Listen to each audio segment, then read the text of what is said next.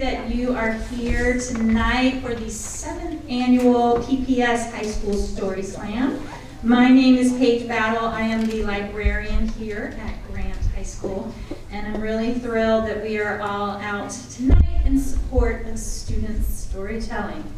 So, on your program on the back, if you've never been to a Story Slam, you will see some of the rules that our student storytellers have to follow. Mainly that you get 5 minutes to tell a story. It's something that's true, it's something that happened to you, the storyteller, and you are weaving in the theme of the night. And that theme this year is extra, because today just happens to be the one extra day that we get to 2024. All right, so for our student storytellers, I want everybody to give a look back at our timekeeper, Miss Sochiwa. So, see that yellow card. How many people here are Portland Thorns fans? I am. Maybe Timbers? Okay, so here's the thing.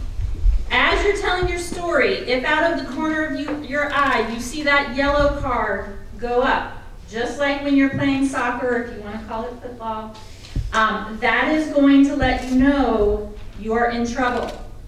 Not dire trouble, just trouble because you are at the 5-minute mark. And you are going to want to wrap your story up so you don't go over time. So maybe we can write on the card a big letter Y before we get started. So if you see the card go up and you see that letter Y, you're going to know that is yellow card and you need to get it wrapped up. Then if you are really involved in telling your story and you have lost track of time, this happens to me quite a bit, you're going to see a different card go up and it'll have the letter R on it for red. So this will let you know you have reached the end of your allotted time. And so I know you are all practice storytellers. I don't think we're going to get into any danger of getting a red card. So just as you're engaging with the audience, keep an eye back there at the back so that Ms. Sochiwa can show you letter Y or letter R. All right, so before we get started, this is the thing I always forget about.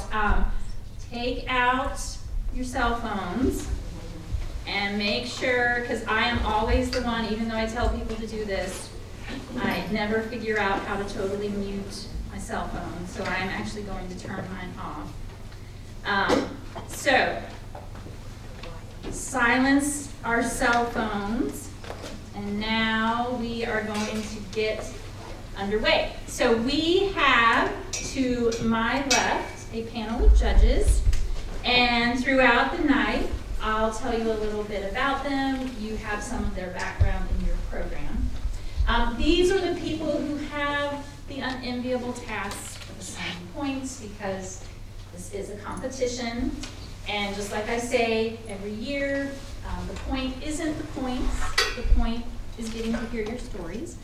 But because we need a way to figure out who the winner will be, we have judges to help us do that. So the storytellers' names on your program are listed in alphabetical order according to their schools. We spun a roulette wheel of names to come up with the order that people are going to go in. And as I bring these storytellers up to the mic, I am going to let you know just a little bit about them.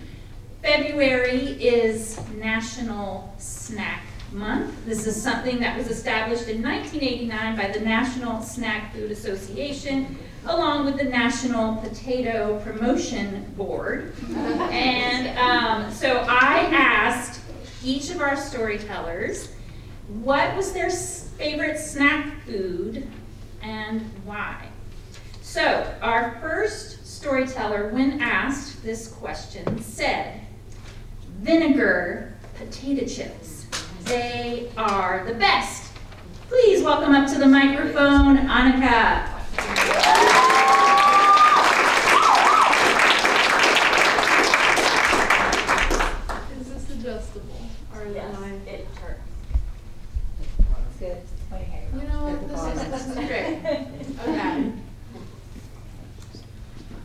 I've got 5 pairs of pants. They all look like this, and after first period, there's generally ceramic stains all over them. These 2 jackets, they're glued onto me like gum to the underside of a chair. They never come off. I'm a little unhelpfully blunt and honest, and I'd like to think that I'm charmingly awkward.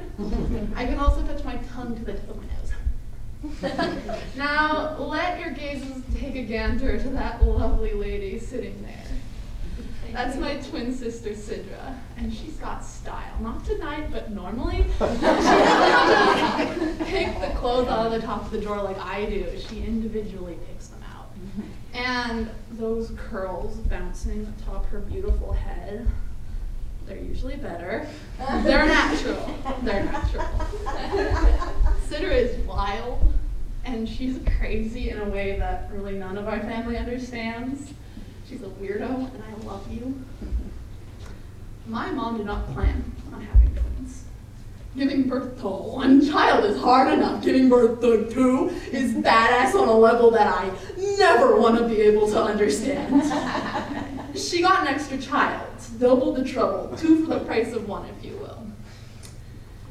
Now, Sidra knew something was wrong right off the bat. You see, the womb is not something that is traditionally shared. Sharing is caring, but it's also a pain in the ass. And we had not had time to build rapport between each other. We were just thrown in and expected to make things work. Tensions built to the point where she started plotting my murder. Slowly, she started siphoning away the nutrients, the resources, the oxygen that was supposed to go to me, leaving me a small, stunted husk of what I should be. 9 months later, I was lifted out of my mother's tired body, limp and blue, seconds away from permanent and irreversible brain damage. All she got was a bi-level forehead. The murder was unsuccessful, but it was so damn close. Being a twin is hard. In any sibling relationship, there is room for rivalry, hatred, resentment. But being a twin allows for those emotions to exist on such a heightened level.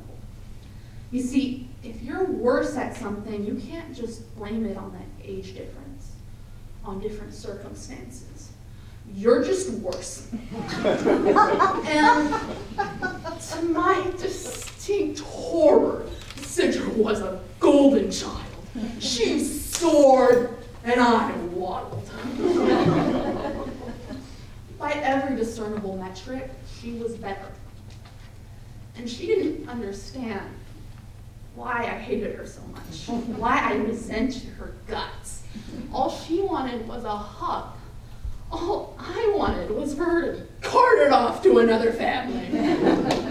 I remember once we were driving home with my dad, and he said that his most fond, most fervent wish for both of us was for us to love each other. A few weeks ago, I was looking through videos of us growing up, and I found one that encapsulates our relationship perfectly, or encapsulated it. You see, in a brief, momentary burst of passion, I had lovingly scrawled on a little piece of paper, "I love you, Sidra. You're the love of my life. I grant you one hug a day for a year." It left Sidra in tears. Big globulets of salty water falling from doe eyes. She was overcome at the possibility that there could be anything other than hatred between us. And I had no idea what I signed up for. I was in the background, rolling my eyes like a mad cow, and the only meaningful vocal contribution that I made to that video was to call Sidra a sappy sucker. I said, "Sidra, you are a sappy sucker." And the video closes.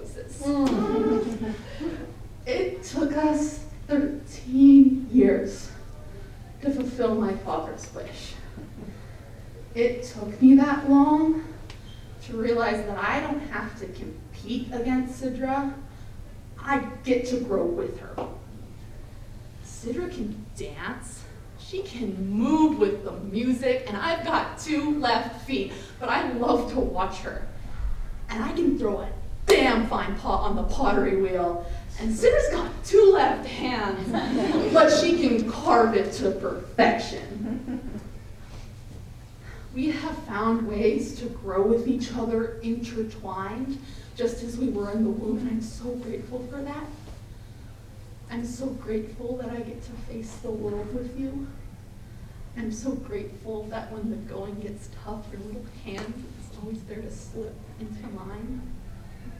I'm so grateful that when I look to the future, you are always there standing next to me. It's taken me a long, long time, but I am so grateful that my mom had an extra child. Thank you.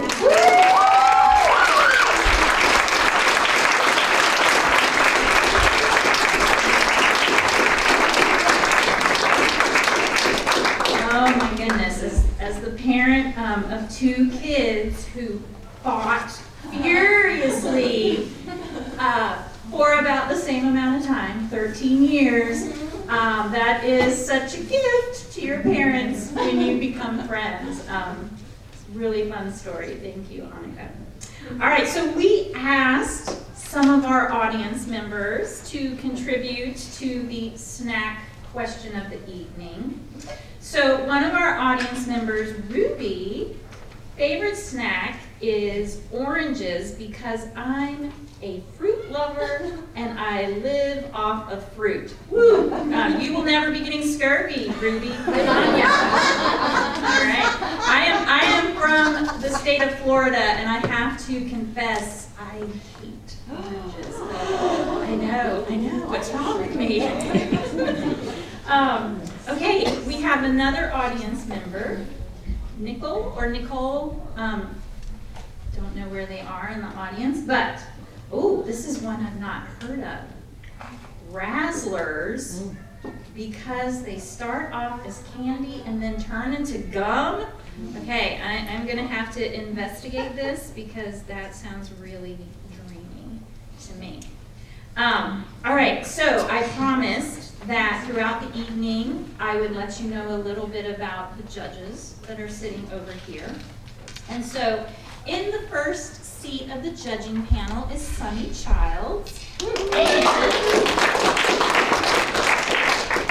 she has a favorite snack food, which is homemade popcorn.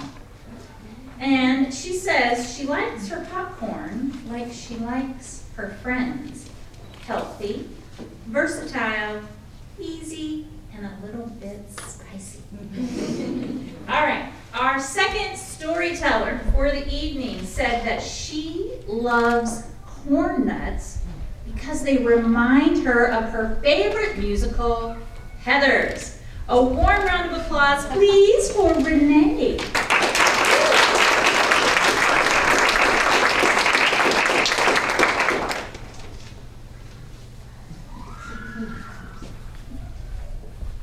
Extra, meaning to a greater extent than usual. I love this word.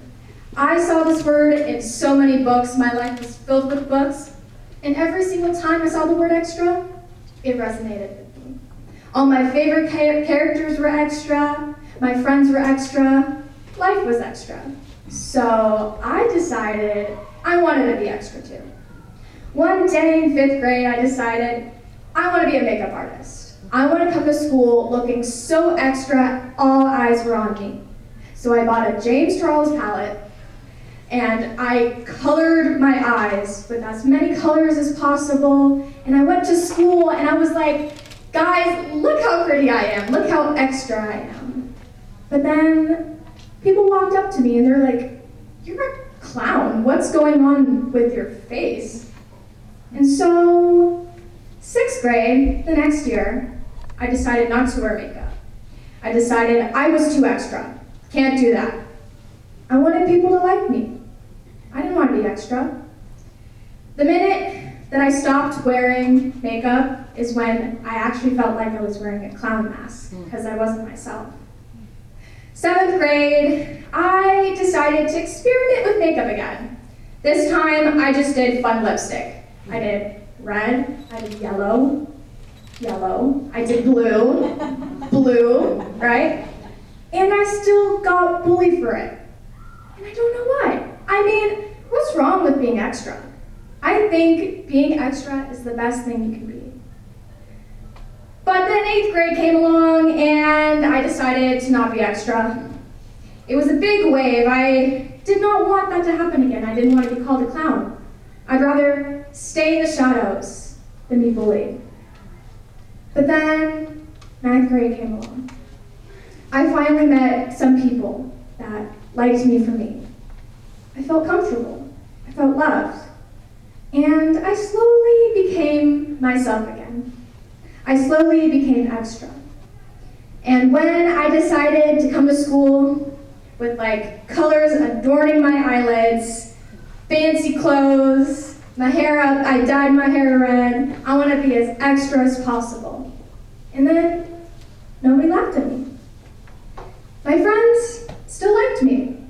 I wasn't called a clown. Sometimes I would, but it didn't bother me because I had people with me that supported me, that liked the way that I looked.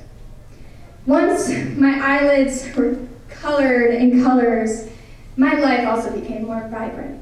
Because when I was vibrant, the world was vibrant. And I think being extra is the best thing you can be. Thank you.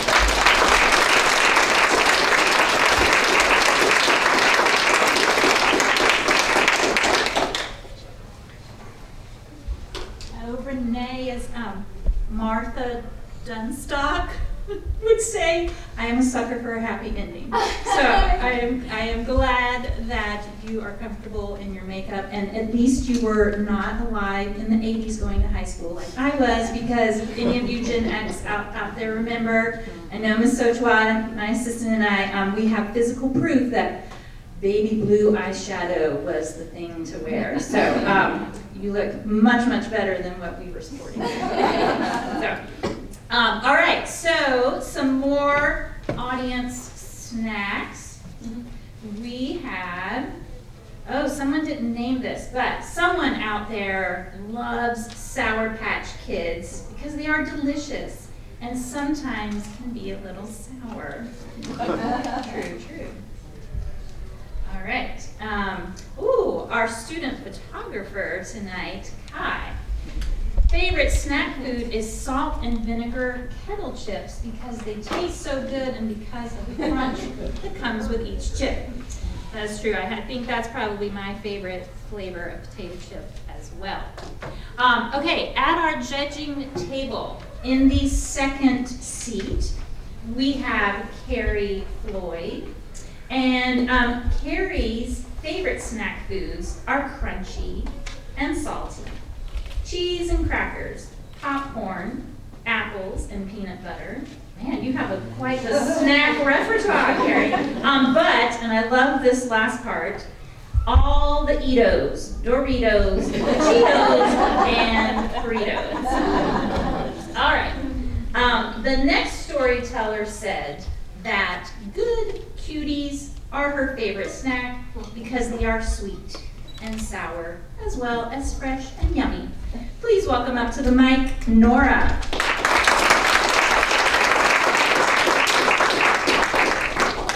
I have always loved backpacking. In high school, I found this mountaineering group and I decided to join because what is mountaineering but backpacking with a little extra? I went on my first big trip with them last summer. At 4:30 a.m., my dad dropped me off in front of Rick's house, a 72-year-old mountaineer and the leader of our trip, for what was to be a 14-hour run to the Canadian border, in a jam-packed minivan with 10 kids, 3 propane tanks, and enough instant ramen to last us the rest of our lives. When we got to Canada, we were picked up by a helicopter and dropped in the middle of the Rockies. We were there for 10 days to climb some mountains. And so, on the second day, I emerged from my tent, pulling on my boots, and I looked up at the sky to see extremely dark clouds. Now, I'm not one to be flustered by dark clouds. I'm from Portland, after all. But here's the thing. When you're at 10,000 feet, in the middle of nowhere, and a lightning storm hits, you are the tallest object, and the lightning has nothing to hit but you. And so I was ready to just hunker down at camp for the day. But Rick, he had other plans. We were there to summit some mountains, and so we were going to. And at 8 a.m., we stepped onto that glacier and got into rope teams. Because here's the thing about mountaineering. It is really easy to die. One of the main reasons is crevasses. There are these giant cracks in the glacier that stretch down hundreds of feet. And so in order to try and not die, we tie ourselves to each other with ropes, creating rope teams. So if one is to, here say, fall into a crevasse, the other members of the rope team can run and go splat onto their stomach and hopefully stop the fall. And so we headed out, and 3 rope teams of 4. Crampons on, ice axes in hand. It was slow going as we zigzagged our way up the glacier, avoiding crevasses as we went. About a mile in, it started to sprinkle, and then rain. But we kept going. We kept going even when we heard a rumble from the sky above us. Because, as Rick said, what if it's just an airplane? We've come so far already. We kept going even though the sky continued to rumble 3 more times. We kept going until we saw a flash of lightning, and seconds later, the loudest thunderclap I have ever heard in my life. And at that exact same moment, Rick turns around and yells, "Run!" And so I take off at a sprint, pulling my rope team with me as I sprint down the glacier, jumping over these crevasses that we had so carefully avoided earlier. Because I was on top of a melting glacier in the middle of nowhere with metal crampons on and a metal ice axe in hand. And I don't know about you, but I can't think of a better lightning rod. And so I ran with everything I had, my rope team tripping over themselves, trying to keep up, till finally we reached an outcropping of rocks, which we hid under for what felt like days. It was really only 30 minutes. Finally, when the storm did end, we charged our way back down to camp. But here's the thing. I guess the storm hadn't had enough of us, because when we got down to camp, the skies opened up. It started to hail and rain. We scurried into our tents. You should know something about my tent. I was sharing a tent with 3 other girls. And you probably know this, but when you set up a tent, you like to look for the flattest spot, as well as it's nice to have a good view. And let me tell you, we found the spot. There was just one issue. It was on the side of a cliff. But being the immortal teenagers we were, we decided to set it up there. Looking back on that now, it was a horrible decision. Because as we climbed into our tent, the wind started to pick up. And the fly that wasn't staked down kept whooping back and forth, exposing us to the pouring rain. Our tent wiggled from side to side as if it might fall off. But being the smart girls we were, we didn't move our tent. No. Instead, we tied rocks to the fly and threw them over the cliff to weigh it down. We took the rest of our gear and put it inside the tent to weigh it down even more. And we ended up spending the rest of the day in a tent that smelled like wet feet. And I thought it couldn't get any worse. But that night it did. With the wind picking up so much, it was howling, and the lightning and thunder coming back. It got so windy that we had to go into the corner and each hold a tent pole, shaking, trying to hold it so that it wouldn't fall and collapse. Counting the lightning and thunder, 1, 2, 3, hoping within 1 mile, and we would have to leave our tent and find a hiding spot. Finally, at 1 a.m., we fell asleep. But that morning, I woke up to a stream running through my sleeping bag, soaking everything. But when I got out of the tent and pulled on my boots and looked up at the sky, I saw bright blue, as if the storm had never been there. But then, I looked to my right, and I saw our septuagenarian leader emerging headfirst from his tent that had completely collapsed on him in the middle of the night. But as he emerged, he looked up at the sky. He looked at us, cold, wet, tired, stinky.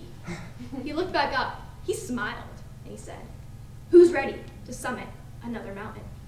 Now, here's the thing I learned about mountaineering.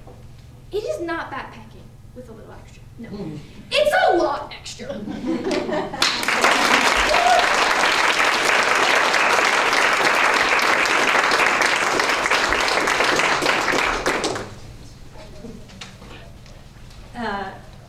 Nora knows this well because she's one of my students, but I marvel at her love of the great outdoors because, as I mentioned, I'm from Florida and I have no desire to summit any mountains. So more power to you and Rick out there. Okay, we have in our audience, I think this might be one of our teachers who said their favorite snack was dark chocolate covered pretzels because both salty and sweet, all about the contrast. Agreed. And we have a student in the audience who agrees with one of our storytellers that the best snack is corn nuts. All right. Love the drawing as well. Okay. This seems like a very Portland story, but the third judge sitting at the table over there, wouldn't you know it that tonight it's the first time that we're getting to meet face to face. And we come to find out that both of us had our very first job in Portland at the same place, which was the Northwest Film Center. So great to meet an alumni of that organization. So Ted Perleman, over there in seat number 3, when asked about a favorite snack, said, "My answer is simple. It's apples. I love apples. They're crispy yet juicy. They're sweet. They're sour. They're compact. You can take them anywhere in a pocket. You can mostly eat them on the go without a mess. This is harder with oranges and with peaches. They are, in my opinion, the perfect fruit as well as the perfect snack." I'm sure your doctor loves you, Ted. All right, next up at the mic, our fourth storyteller, when asked about a favorite snack, said quite succinctly, "I like chips because they are very good."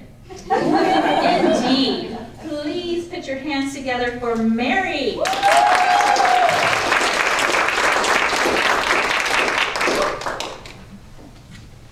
What would you do if you were to die on a random Saturday afternoon?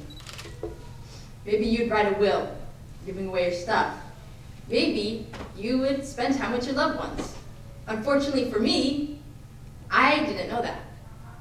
I got back from school, tired, hungry, and ready to just relax. I flunked my English test, but mind you, I was 12. I didn't really care. I go to dinner in my kitchen, and I eat food. Sorry guys, PTSD again. The story is really traumatic. It is serious. No laughing, okay? I'm eating food, and me and my brother, we get into an argument. Don't worry about what the argument was about. It's not important. It happened like 5 years ago. And we start throwing things at each other. Not in the playful kind of way siblings would do that, but like full-on war zone. We're like dodging and weaving stuff, and he takes, so visualize this with me. My brother's that water bottle right there. He's about the same height. He's like a 3-foot goblin. And he holds the most deadliest weapon known to man. Not like a knife, not like an atomic bomb, nothing like that. He holds a hairbrush. Don't laugh, guys. I'm surprised he could pick up a hairbrush. Like, with his height, I don't know how that's possible. Basically, he's holding it. And then, without a second, he winds up his hand and he throws it. Now, my hand is a hairbrush, and it's coming at me. And it's going in like slow motion, and I'm just thinking and sitting there. I'm like, oh no, it's coming towards me. I need time. I'm young. I can't have this happen. No, wait. I need time. I don't know how I'm able to push a brush away, but it's happening. And then I get hit. This is what it must have felt for JFK. Wait. I'm alive. I'm alive and I'm doing well. This is crazy. I stand there and I look at my brother and he looks at me. Or we're looking at each other. My sister comes running in. She's like, what happened? I look at her. She looks at me. We look at each other. And it's just silence. Then she asks me, are you okay? And that's when I start crying. I roll on the ground. I roll to the left. I roll to the right. I cha-cha real smooth. And then And she just looks at me and she's like, "You're fine." I was bleeding. I was not fine. And she just gives me a towel. I lay down on the couch, letting it heal. And I look at the brush, the menacing green little brush. Sits there.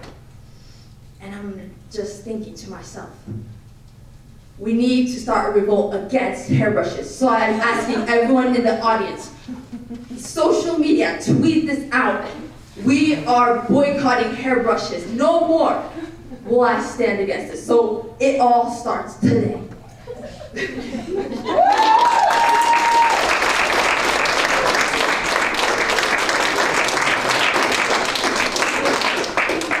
Mary, I can tell you, I have no problem joining in this movement because I couldn't get a brush to go through my hair. If I wanted to, probably like Annika's sister with the curls.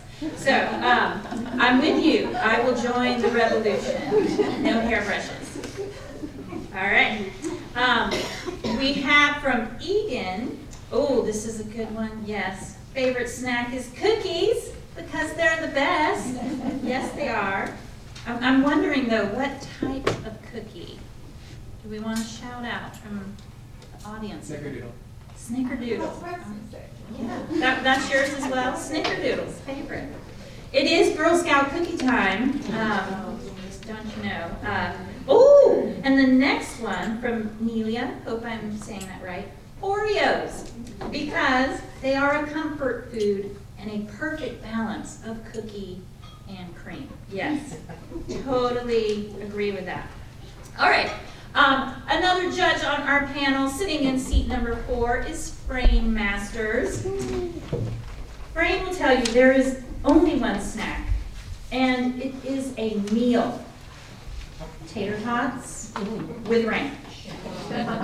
There is no ranch. That snack horse doesn't ride. And I just want to say, I didn't know that this day was sponsored by potatoes when I said that, so I'm not. You are on brand. I think I see an influencer role come That's in right. for you. All right, our next storyteller said his favorite snack changes all the time. But right now, it is white cheddar Cheez-Its. There's no way to explain how delicious they are. You just have to try them. And I will be doing so after tonight. Let's give it up for Luke.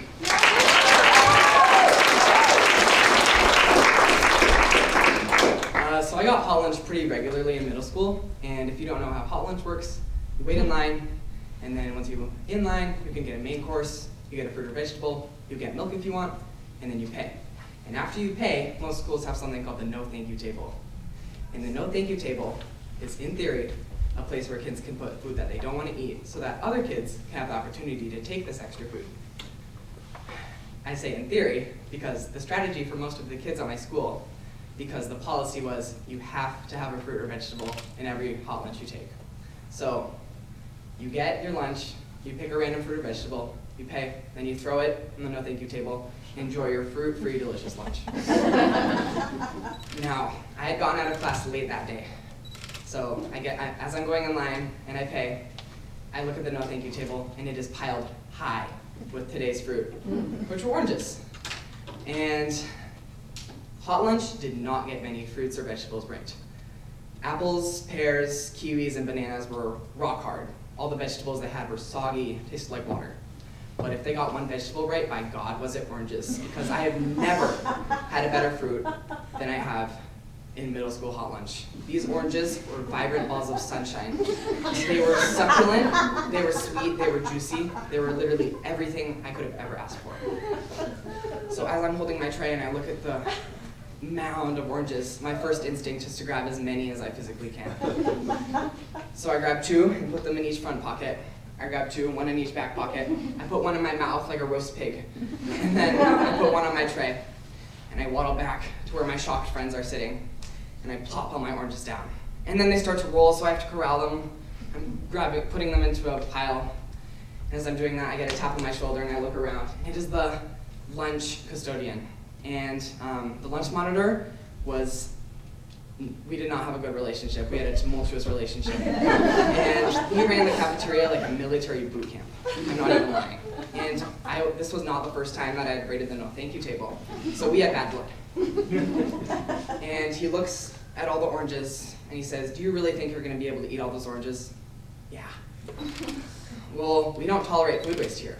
So if you can't eat all of those oranges by the end of the lunch period, then we're gonna have a conversation in my office." I don't think he had an office. And, okay, I can do that. He gives me one more glare, and then he walks away. And I want to prove him wrong so badly. So I set my friends up in this bucket brigade. 2 of them are peeling oranges. 1 of them is breaking up the oranges into slices and putting them on a paper plate, passing it to me, and I'm eating oranges. And I take the first bite, and they're as good as I remember. Extra delicious, extra flavor, so juicy and sweet. And I can eat as many oranges as I want. I'm like, this is easy. And I'm eating oranges, and I'm eating oranges. And by the 4th orange, it starts to burn. My chapped lips, juice is running down my face, and I'm starting to realize that I'm kind of getting full. So I sit back, and I close my eyes, and I take a breather, and then I open them.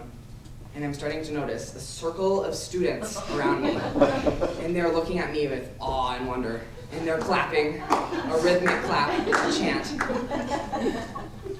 And it gives me the courage I need to begin again and continue eating oranges.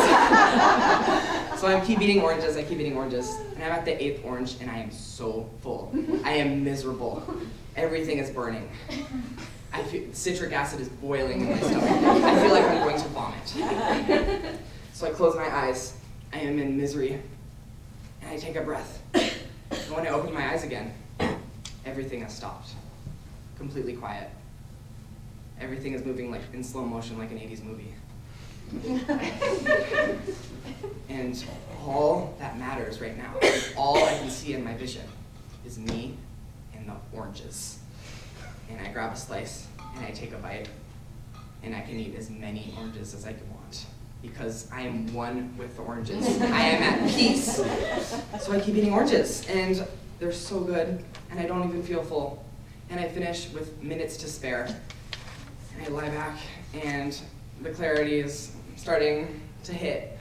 And then the oranges, I take another bite, and I am so happy because I see the lunch monitor come over and look at the wreckage. And even though my face is burning, and there are puddles of orange juice, and there is a wreckage, it looks like a car accident because of all the orange peels and the juice. But on my face is a smile of a man who knows that he has won. And as he tells me to clean up the mess, and the entire lunchroom erupts into applause, I smile, and I feel extra good.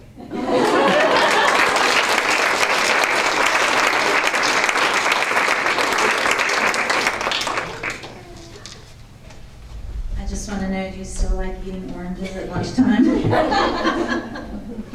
As you know, I do not. Okay, one of our audience members says, favorite snack food is potato chips. I love them because they are salty and crunchy and really satisfying to snack on.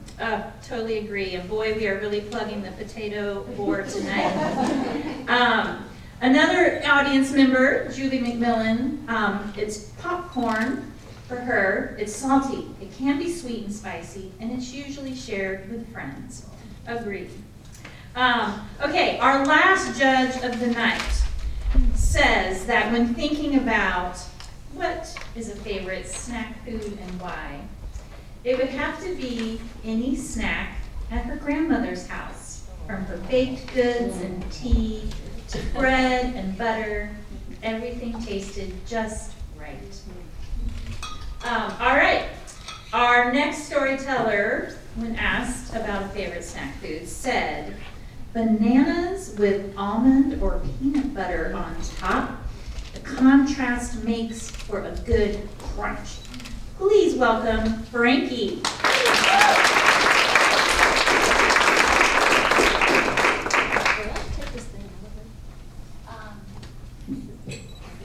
Hello? It all started with a Velcro t-shirt. When my neighbor's son outgrew that thing and passed it on to me, it was the best day ever. The shirt had like these little Velcro letters, these stick-on letters that you could like arrange any way you want, different any day of the week. And me being in 5th grade, Think of the possibilities. You could do butt or booty or I like cheese. But seeing as I'd watched the 2016 presidential debate the night before, I was better than that. So, next day, I come in pairing my very, very extra Teenage Mutant Ninja Turtle socks with a shirt, making its letters spell out a subtle, very Portland indication of my political beliefs. Trump sucks. From then on, I'm a child activist, right? Like, I organized a class presidential election, and I'm campaign secretary for both sides. I do recess sit-ins, so we don't even have to go back inside. I even make the shirt spell out "Thanks, Obama" after Hillary lost, and then, well, everyone thought I hated Obama for a bit, but kind of relevant. But, like, my parents even get a call from the school about my quote-unquote organized demonstrations of rebellion. And they were like, yep, that's our daughter. But my activism came to a head on the day that Chapman Elementary School took away our playground. Now, let me explain. The playground's this paradise, this like slide, swing, germ heaven, where kids had bought and sold and gambled bark chips for 5 years. And then all of a sudden, it's gone. And we didn't know why. The new principal, Mrs. Vanderwolf, just took it away, banishing us to the turf at recess. Like, who does that? Well, turns out, I found out later from my dad that too many people kept getting injured and a homeless guy started getting into the playground and screaming at kids, which turns out, again, I'd been there for, and thought, finally, something interesting, then got upset when he wasn't back the next day to yell at everybody again. But in that moment they took away our playground, my only thought was, this is bullshit. What about life, liberty, the goddamn zip line? I wasn't about to stand around and let like teacher aides in construction suits like steal my recess, my childhood away from me. I was going to do something about it. So I made posters, gathered my solid 3 friends on the turf, and we started to chant. We want our playground, we want our playground. It was our version of no justice, no peace. We get louder and louder and louder. I start getting friends to come join in. We want our playground, we want our playground. Our numbers grow from 10 to 30 to the whole school, even kindergartners who have no idea what's going on. We push to the edge of the boundary, screaming straight in the teachers' faces. We want our playground, we want our playground. Until finally, we hear it. The beautiful sound of an exhausted Mrs. Vanderwolf speaking into every teacher's walkie-talkie. There's too many of them. Just let them go. It's chaos. We're running, pushing over each other to get to this Garden of Eden that we've been denied for so long. People start climbing up the slides, eating dirt like it's filet mignon, like even getting married on the swings by swinging at the exact same time. Finally, civilization had returned. Paradise regained, and it was all because of me. So, I'm in line for the zip line on top of the world when the girl in front of me goes, watch this! She leaps, she bounds, she jumps, and just as her fingers are about to grasp the zip line and do the most extra zip line handstand flip of all time, she falls and breaks her arm. More chaos. Like, teachers start huddling around her. She's wailing. Wee, wee, wee! Ambulance pulls in. She's taken away on a stretcher. And in my guilt, my desire to leave her with something she can hang on to in these trying times, the last thing I say to her before she's carried off is, remember the protest! Our playground was closed.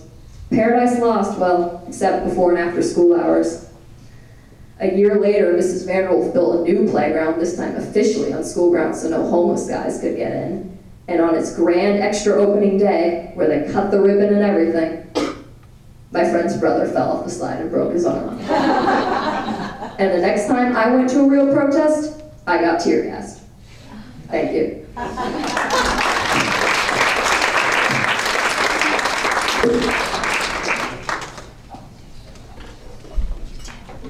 Frankie, I think we need to send you down to Salem. You could tell them a thing or two.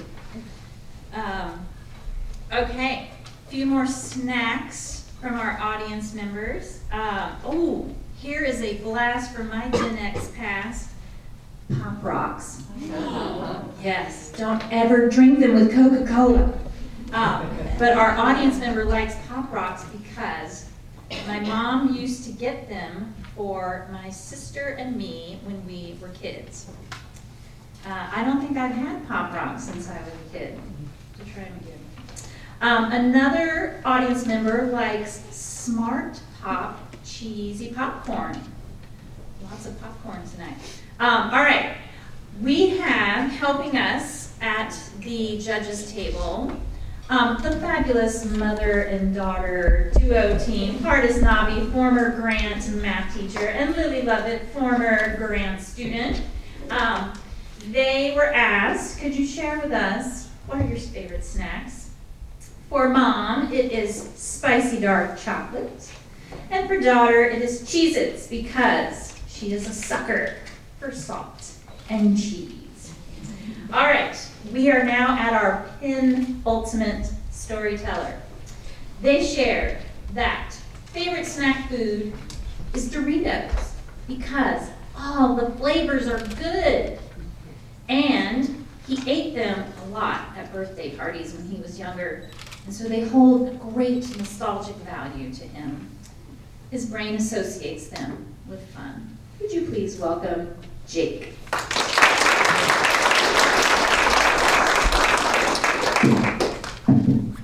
Okay.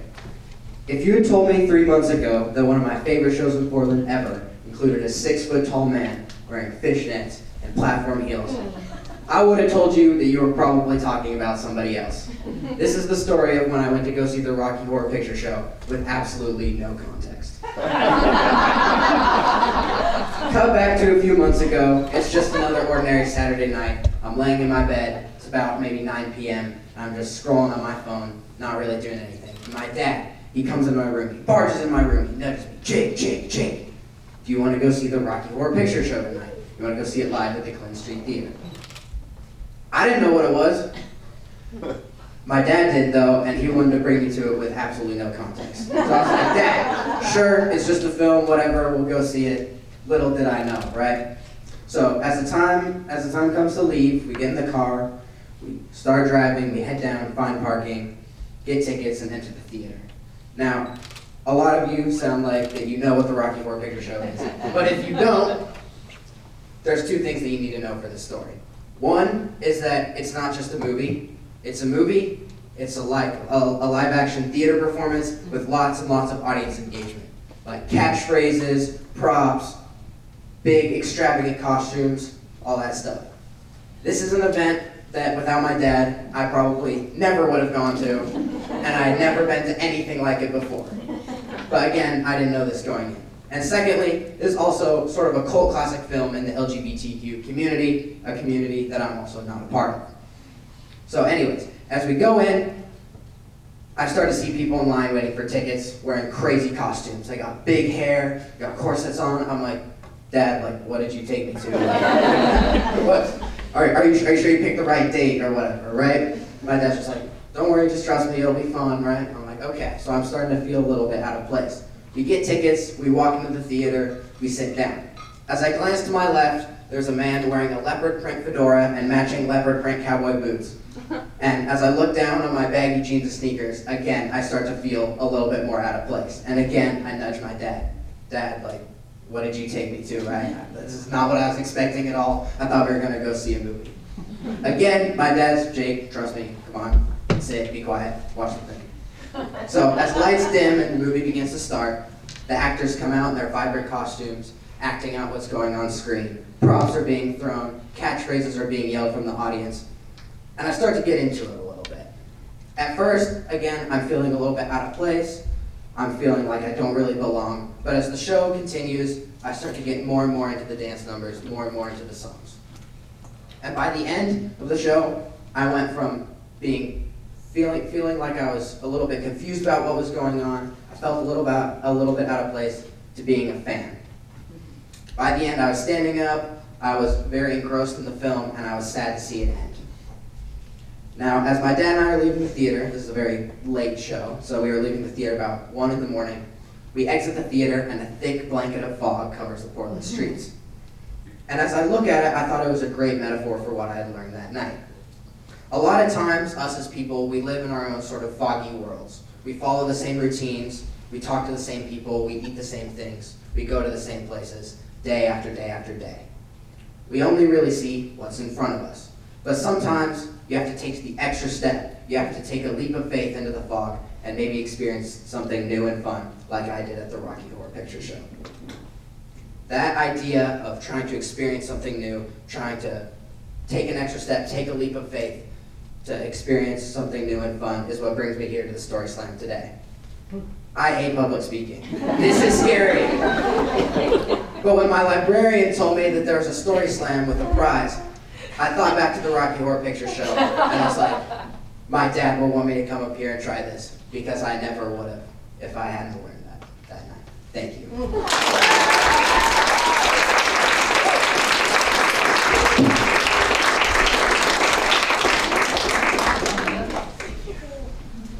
Jake, you might appreciate that anytime my library assistant and I have to shelve something in science fiction, we break into science fiction, double feature. I'm a fan. All right, in the audience, Kelly loves to eat hummus with crackers or pretzels because protein plus savory plus crunchy plus filling. All right, and then we have another person out there who is a fan of cheesy popcorn, particularly pirate foodie and the like, because I will always support cheesy food and jokes. All right, speaking of popcorn, the last person at the table over there I want to tell you about is Jennifer Sochua, who has been helping keep track of time. Jennifer and I both agree that popcorn can be a complete meal. Jennifer likes to pop her own, and if she has them, and she is feeling extravagant, she might throw Swedish fish into the mix.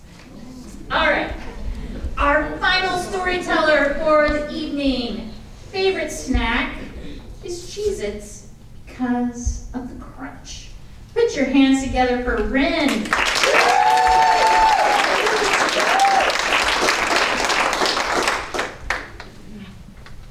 So it's the beginning of my sophomore year in early September, and I have just gone through one of the biggest changes in my life, and that was starting testosterone.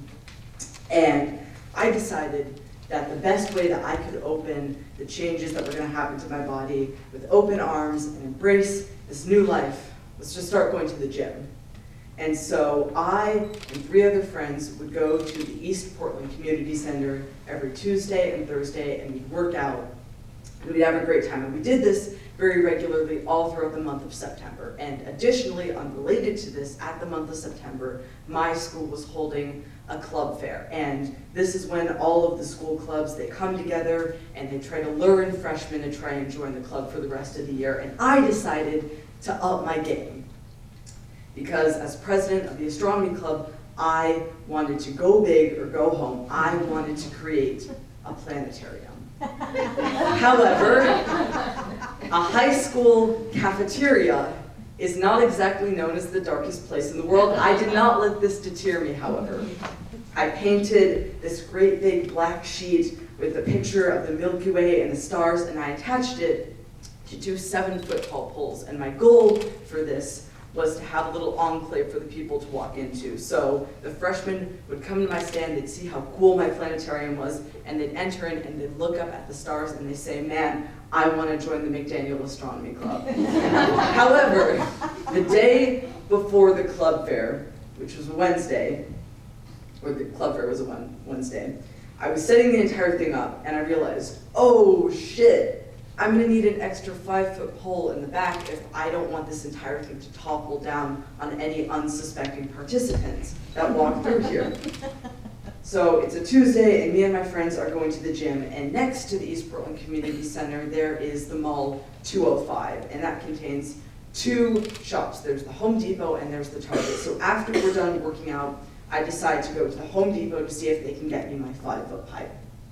I walk in and I'm greeted by the sales associate, and I go up to him and I'm like, hey man, you have a 5-foot PVC pipe or something? And he turns to me and is like, no, we don't carry them that small. I can take you to aisle 19 though, that's where the pipes are. And I'm like, all right, so me and my friends, we go to aisle 19 and he points and he says, that's our shortest one right there. It's only $12.75.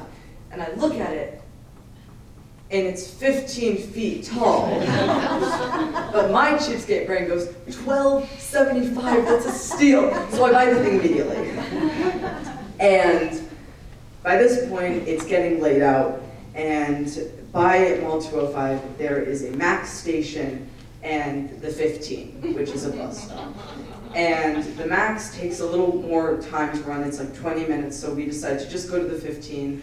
And we're standing there, 4 stupid teenagers and a 15-foot tall PVC pipe, when a knot begins to grow in the back of my throat. Because I realize if I am an underpaid, overworked TriMet bus driver, and I see at my stop 4 stupid teenagers and their 15-foot PVC pipe, I'm not getting paid enough to let them on my bus. And just as I think that, the 15 rolls around and it stops in front of us. And there are other people at the stop too. So the guy opens his doors and I look into his eyes and I see fear. And he lets the other people on. And as soon as we're the only ones left at the bus stop, I open my mouth and he goes, "Hoo-wee." And he jets it out of there, and we are left standing in his wake. So at this point, we decided, let's just bite the bullet. We're going to wait the extra 15 minutes or so to get on the Max. So we get on the Max fine, because it's a massive, train, and they can't detect 4 stupid teenagers in their 15-foot PVC pipe. And we get up at the crest of 82nd. And where 82nd is, in relation to McDaniel, is that it's these 2 massive hills, and they meet inside in kind of like a valley. And I've given up all hope at this point of obtaining any more passes on public transit. So we decide, all right, let's just walk the 20 blocks down so that I can head home and my friends can go on the 72 to their homes. So we start walking down, and it's starting to get pretty dark at this point. And as soon as we're at like the bottom of where the 2 hills combine in that valley, my friend Seth Smith, he taps me on the shoulder and he says, "Ren, look." And he points behind him, and at this point the sun is setting behind one of the crests of 82nd, and it looks so beautiful. The buildings and the cars are shining in this golden light, and the 72 rolls over, and it is bathed in this vibrant golden halo, and it rolls down, and we're at a stop, and the woman, who is clearly at the end of her shift, and there is not an ounce of patience in her eyes. She looks at us and she says, "As long as y'all kids don't hit anyone with that fucking pipe, you're free to get on the bus." And the next day, the astronomy club has 5 new members. Thank you.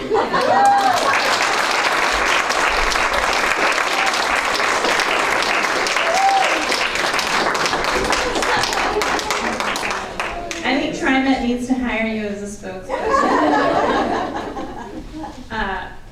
I'm very grateful for TriMet, and I'm grateful for that bus driver for helping get you home. All right. So while we are having the last of the scores tabulated, and we get all of our final numbers together, I thought I would share just a really quick story that I shared with some of my students about a time in my life when I needed something extra. So it all began summer of 1983. My sister, who I was getting along with at this point, Annika, we were friends. We too had a rocky start. She had gone away for this summer camp, and I was kind of devastated because she was a really good friend to me. And I know y'all probably can't relate to this, but there had just been released into stores these things called VCRs. And my family had purchased one. And at the public library, you could actually check out videotapes. It was astounding. And I thought, this is how I'm going to fill my time while I wait this long summer for my sister to get back from her camp. Now, at the public library, for some reason, the only videotapes that seemed to be at the ready to check out were Hollywood musicals. I don't know, not many people seem to want to check those out, but hey, they were there and we had a VCR and I was going to fill up my days. So, I mean, I saw everything from Funny Lady to Funny Face and Brigadoon, Seven Brides for Seven Brothers, which I do not recommend. Has not aged well at all. This was well before the Day of Heathers. We did not have that kind of musical available when I was checking things out from the public library. But somehow, I never saw the musical West Side Story. And somehow, and through popular culture, I knew some of the songs. Cher, back in the day, used to have a TV show, and I don't know if anyone in here ever witnessed her special episode where she reenacted West Side Story and played every single character. Thank you, some validation from the judging panel. She played every character. So I knew the songs, I Feel Pretty, Maria. So I knew a little bit about this musical, but I had never seen it. So I want to say this might have been, and I'm kind of looking over to Ted, I think this might have been for the 90th celebration of the Hollywood Theater. They were going to show West Side Story on the big screen, and I thought, it's my chance! Finally, I can fill in that bubble on my bingo card, and I can watch West Side Story. And so the day came, I grabbed my son and I say, come on, his sister was off at camp, like, we're gonna go see this movie. We get in the car, we drive over to the neighborhood, we get out, I walk up to the box office and I see this placard out front that says, sold out. And I thought, damn it, Portlanders, everybody buys their tickets ahead of time, and of course, the showing of West Side Story is going to be sold out. Oh my God, what am I going to do? I was so close. And something just came over me. I thought, you know what? I am just going to go inside. I'm going to go up to the counter, and I'm just going to find out, are there any extra tickets? So I grab my son's hand, we go up to the counter, I slap my hand down and I say, listen, are you seriously telling me that every seat inside this theater is taken? Are there no extra tickets? And the guy at the counter said, you're not going to believe this, but I just received an email from one of our members who said, hey, I can't make it. I have 2 extra tickets. I want you to give them to the next person who comes up to the counter. I looked down at my son and I said, there's a place for us. Could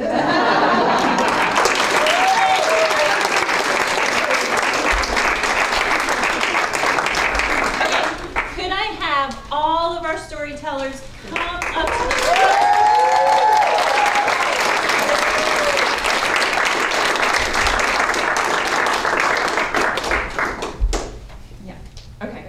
All right, so the fabulous Mrs. Sochwa is going to award our runners-up, who are Rin, Mary, Renee, Frankie, Nora, and Annika.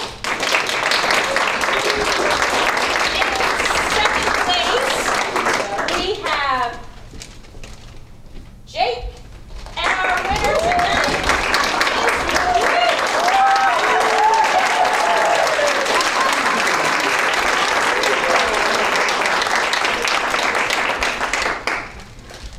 Thanks, everybody. I'm going to get out of the way and you can take pictures. Thank you for coming.